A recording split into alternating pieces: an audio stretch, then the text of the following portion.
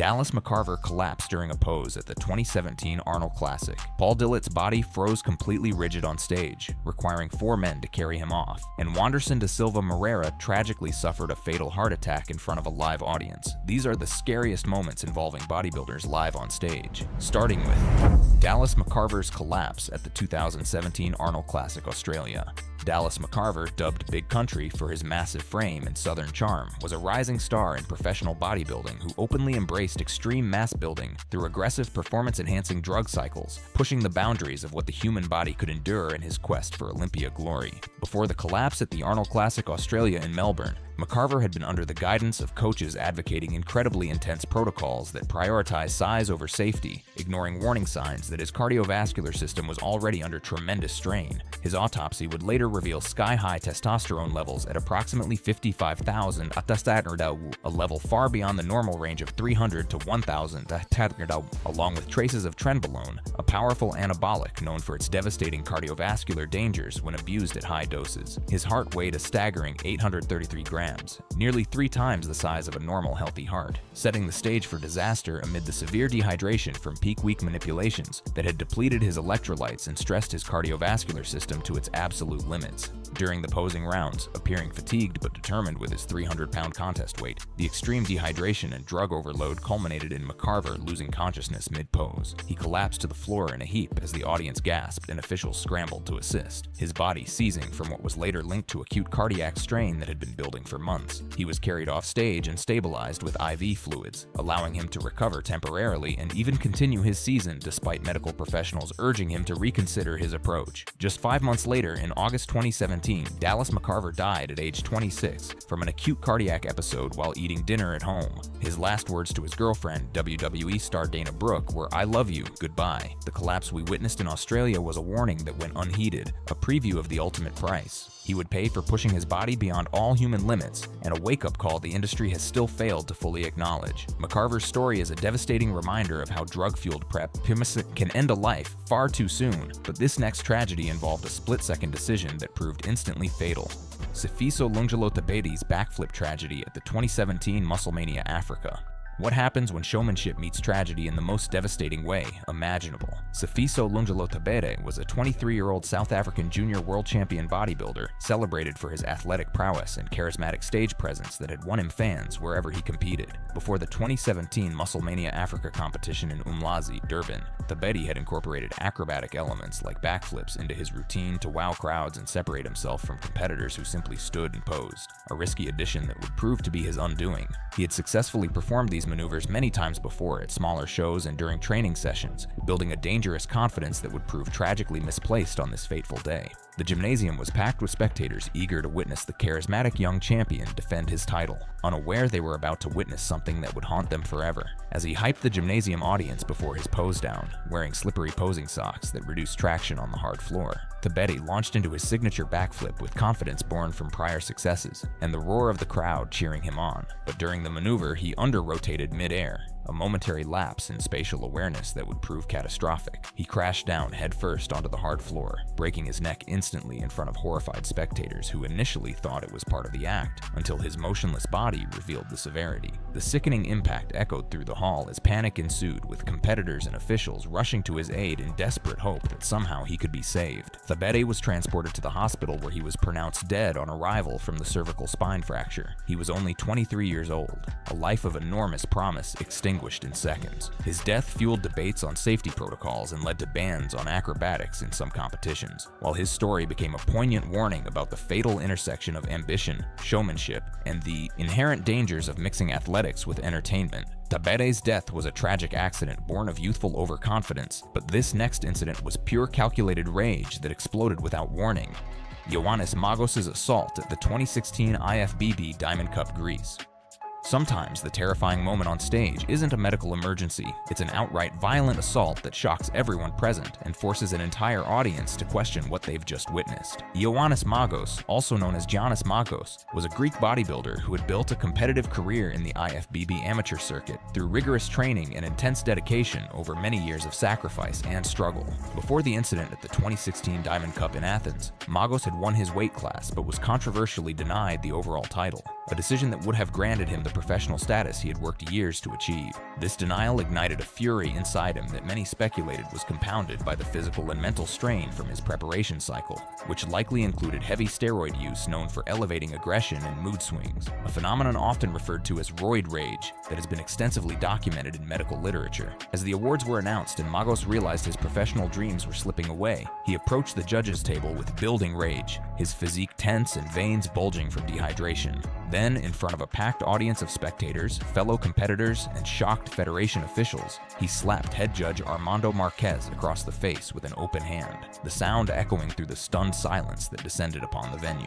But he wasn't finished with his explosive display of fury. He proceeded to flip over tables and chairs in a chaotic rampage, scattering trophies and causing panic as the crowd recoiled in horror at the destruction unfolding before them. The assault was captured on video that quickly went viral across every bodybuilding forum and social media platform worldwide. Security eventually intervened to restrain him before more damage could be done. The IFBB swiftly issued a lifetime ban on Magos for his actions, effectively ending his career and stripping him of any future opportunities in the Federation forever. A stark reminder of how drug-fueled rage can destroy everything an athlete has worked for. Magos lost everything in a moment of explosive rage, but this next. Confrontation between two rivals nearly erupted into an all-out brawl on bodybuilding's biggest stage.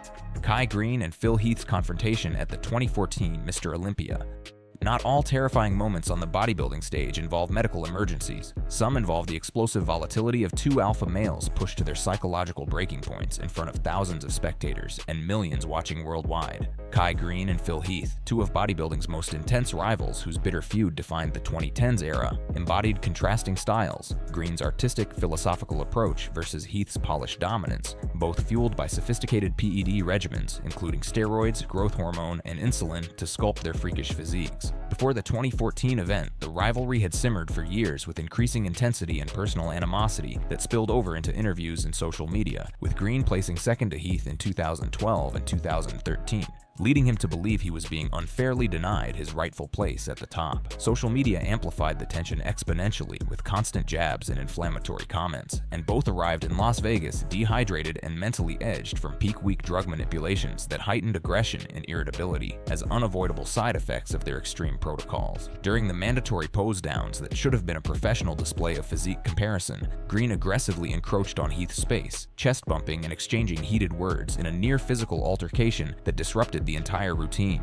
Their steroid-amplified physiques and dehydration-fueled tempers transformed a professional comparison into a chaotic standoff as the audience erupted in shock and judges scrambled to separate them before actual punches were thrown on the most prestigious stage in bodybuilding. The moment went viral immediately, becoming one of the most replayed clips in bodybuilding history and sparking endless debates about sportsmanship. Heath won his fourth title that night, but Greene later claimed he was unfairly penalized for the confrontation, a controversy that led to his ban from the 2015 Olympia and his eventual departure from competitive bodybuilding entirely, leaving fans to wonder what might have been.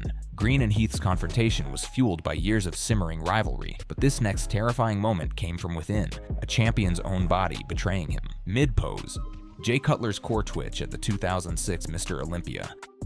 Cutler, the four-time Mr. Olympia winner known for his dense, balanced physique and relentless work ethic that pushed training partners to their limits, has openly admitted to steroid cycles that evolved from basic testosterone to exotic compounds like parabolin, winstrol amps, and masteron to achieve the granite-like hardness needed for victory at the highest level. Before the 2006 competition, Cutler was haunted by years of frustrating second-place finishes behind the seemingly unbeatable Ronnie Coleman, prompting him to intensify his regimen to dangerous new levels. He had experienced a diuretic banned scare in 2001 where he tested positive for a banned substance during the Olympia, nearly costing him his hard-earned pro status and threatening to derail his career before it truly began. Yet this close call only made him more strategic rather than cautious. Reports indicate he experimented with trenbolone sparingly due to its harsh side effects, including the notorious tren cough, but the overall drug stack strained his midsection control, especially as he carb-loaded aggressively to fill out for the Las Vegas stage.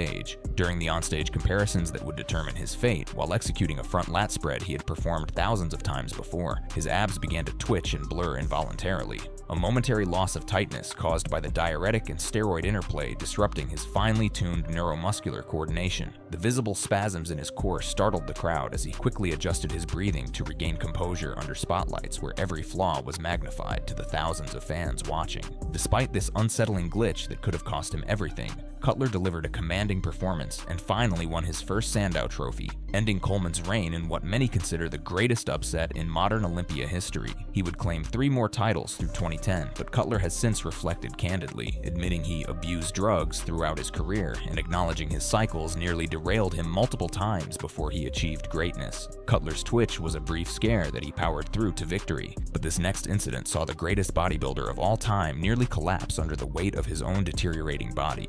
Ronnie Coleman's leg buckle at the 2005 Mr. Olympia. Ronnie Coleman, the king himself, needs no introduction to anyone even remotely familiar with the sport of bodybuilding. The 8-time Mr. Olympia champion built his legendary physique through extreme heavy squats and deadlifts that defied human comprehension, combined with escalating cycles of anabolic steroids, growth hormone, and insulin, substances he later admitted on the Joe Rogan Experience podcast were integral to his dominance at the highest level. Before the 2005 event, Coleman was pushing 300 pounds in contest shape, having intensified his drug protocol to maintain his edge against determined challengers like Jay Cutler, who were hungry for his throne. He reportedly used high doses of testosterone, decadurabolin, anadrol, and HGH to recover from sessions where he squatted 800 pounds for reps, but this regimen was exacerbating joint wear, nerve damage, and dehydration risks that would eventually catch up to him. Coleman had first herniated a disc while squatting in 1996, but refused surgery for the next decade, choosing instead to continue his punishing training through sheer willpower. During the posing rounds at the Orleans Arena, as he shifted into a side chest pose that he had executed flawlessly hundreds of times before, his quads began trembling uncontrollably in a way visible to everyone watching. His legs buckled slightly and his normally rock-solid stance wavered, a visible manifestation of nerve compression and muscle fatigue accumulated over years of lifting impossibly heavy while ignoring his body's desperate warnings to stop. The audience held its breath as he fought to regain composure, masking the obvious pain with his signature grin, while judges noted the uncharacteristic shakiness. He still won, tying Lee Haney's record with 8 titles, but the leg buckle foreshadowed irreversible damage already brewing beneath his seemingly invincible exterior. Since retirement, Coleman has undergone more than 13 spinal surgeries, some costing over $500,000, and lasting 13 excruciating hours. Today, the greatest bodybuilder of all time requires crutches or a wheelchair, a devastating reminder that no amount of muscle can protect you from the consequences. Coleman's buckling legs were a harbinger of his future wheelchair-bound existence, but this next legend's onstage spasms were warning signs of an even more devastating health crisis already unfolding inside his body. Flex Wheeler's spasms at the 1999 Mr. Olympia. Flex Wheeler was celebrated for his aesthetically perfect symmetry and was often called the uncrowned king of bodybuilding, a man even Arnold Schwarzenegger described as one of the greatest bodybuilders he had ever seen in his decades of involvement with the sport. But behind that flawless exterior and those perfectly proportioned muscles, Wheeler was battling a hereditary kidney disease called focal segmental glomerulosclerosis that he attributed partly to genetic factors but openly linked to years of heavy anabolic steroid abuse. Before the 1999 Mr. Olympia, Wheeler was already experiencing early symptoms like fatigue and spasms during training that should have served as warning signs to slow down. Yet he intensified his drug regimen with diuretics to strip water for the Las Vegas stage, where he sought to dethrone Ronnie Coleman after multiple heartbreaking runner-up finishes. The pressure mounted considerably as he entered peak week, with reports of hand tremors and leg instability from diuretic-induced dehydration compounding his steroid-related hypertension and creating a dangerous physiological storm inside his body. During the comparison rounds, while holding a back double biceps pose that he had executed thousands of times throughout his decorated career, Wheeler experienced visible spasms in his lats and quads, his body twitching unevenly as kidney stress manifested in muscle cramps and loss of control. He was forced to adjust awkwardly mid-pose in front of a shocked crowd that whispered nervously about his unsteadiness, the incident briefly threatening to derail his otherwise flawless presentation. He placed second that night in what many considered another robbery of his rightful title, but the spasms were a harbinger of far worse to come. Wheeler's condition rapidly worsened, leading to full kidney failure by 2000 and requiring a transplant in 2003 after hospitalizations for blood clots and extreme pain directly tied to his steroid history. The tragedy continued when in 2019, Wheeler had his right leg partially amputated due to circulatory issues stemming from the same drug abuse complications, transforming the man with the most beautiful physique in bodybuilding history into a cautionary tale. Wheeler's spasms foreshadowed kidney failure and eventual amputation, but this next champion competed through injuries so severe that his arm visibly seized and twitched with every pose. Dorian Yates' seizing poses at the 1997 Mr. Olympia. Dorian Yates was the British powerhouse who revolutionized bodybuilding with his blood and guts training philosophy, securing 5 consecutive Mr. Olympia titles through relentless intensity, and candidly admitted escalation in performance-enhancing drugs to build unprecedented mass and density. But heading into 1997, the man they called the Shadow was hiding a devastating secret from everyone outside his inner circle that threatened to end his legendary career. Just 3 weeks before the show, Yates had suffered a partially torn triceps, an injury that would have immediately sidelined any other athlete, added to a torn biceps from years prior that had already compromised his physique. The heavy steroid use that had allowed him to train through previous injuries, including high doses of testosterone, anadrol, and growth hormone, had pushed his body to its absolute breaking point after years of punishing it beyond normal human limits. His team took guidance from physiotherapists to ensure the bruise didn't look too severe under the lights, using layers of tanning lotion to disguise the ugly discoloration as best they could. During the posing rounds in Long Beach, as Yates transitioned into his signature back poses that had won him 5 consecutive titles, the torn triceps caused his arm to seize and twitch uncontrollably in a way that was visible to everyone watching closely. His movements appeared stiff and labored, with visible spasms rippling through his lats and shoulders as the audience noticed his uncharacteristic grimaces and hesitations between poses. Every pose became an agonizing battle against his failing body, creating a tense atmosphere as he struggled to hold form. Remarkably, he powered through the pain to win his 6th consecutive title in what remains one of the gutsiest performances in Olympia history, but the onstage seizing would prove to be his final competition ever. Yates has since called the injury a blessing in disguise because it forced him into retirement and likely saved him from the fate that has befallen so many of his contemporaries. Yates' seizing muscles forced him into retirement, but this next competitor's frozen body had to be physically carried off stage like a statue, and his heart stopped for a full minute. Paul Dillett's freeze at the 1994 Arnold Classic. Few images in bodybuilding history are as haunting as watching Paul Dillett, a man nicknamed Frankenstein for his massive, otherworldly physique, being carried off stage. Like a human statue, completely rigid and unable to move a single muscle. The Canadian bodybuilder had rapidly ascended in the professional ranks after turning pro in 1993. Driven by an aggressive regimen that included heavy steroid cycles and extreme dehydration tactics to achieve razor-sharp definition that would separate him from his competition. Before the incident, Dillett was under immense pressure to outperform his 4th-place finish at previous competitions, leading him to amplify his drug protocol to dangerous levels that pushed his body far beyond safe limits. During his first posing routine in Columbus, Ohio, nothing seemed amiss as he commanded the stage with his impressive size. But after approximately 30 minutes, as he attempted his double biceps pose, something catastrophic happened inside his body that no one could have predicted. The cumulative effects of severe dehydration and diuretic overload caused his muscles to seize completely, and his body locked into a rigid, frozen pose, leaving him immobile and in excruciating pain. The audience initially gasped in confusion, some mistaking it for a dramatic hold, until it became terrifyingly clear something was terribly wrong. 4 officials had to physically carry his 300-pound frame off stage like they were transporting a sculpture, his limbs completely unyielding due to the full-body cramp. But what most people don't know is how close Dillett came to death that night. His heart stopped for a full minute, making him technically legally dead, before medical intervention with IV fluids revived him backstage. The doctors couldn't even find a vein for the first 4 attempts because his dehydration was so dangerously severe that his veins had essentially collapsed. Dillett later described experiencing an outer-body experience during that minute his heart wasn't beating, a profound moment that forever changed how he viewed his health and the precious nature of life itself. Dillett miraculously survived his brush with death, but this final story ends with no such miracle. A father of 2 who never made it home from the stage. Wanderson Dilva Morera's fatal collapse, 2025.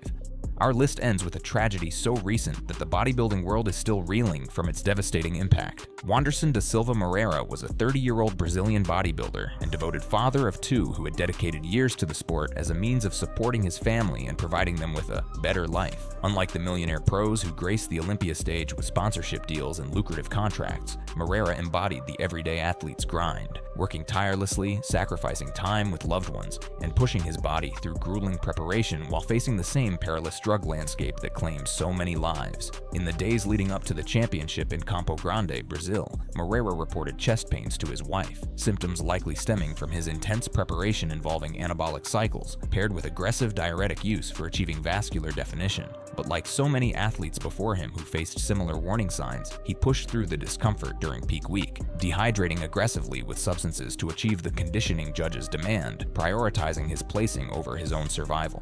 When he stepped onto that stage on May 10, 2025, His body, sculpted through years of chemical assistance and relentless dedication, was already on the verge of catastrophic betrayal. During the event, in front of stunned judges and a live audience who had come expecting entertainment, Morera suffered what investigators believe was a massive heart attack, collapsing suddenly as paramedics rushed in, while spectators watched in disbelief. Despite desperate medical efforts and frantic attempts to revive him, he was pronounced dead at the hospital shortly after. His passing left behind 2 children who will grow up without their father and a wife who lost her partner. A devastating reminder that the hidden costs of performance enhancement can claim lives far too soon, leaving shattered families in their wake. Morera's death, occurring in 2025, proves that despite decades of warnings and countless tragedies, the bodybuilding world still hasn't learned its lesson. Thanks for watching. If you had a good time, keep the adventure alive by clicking on one of the suggested videos on your screen right now for more amazing content.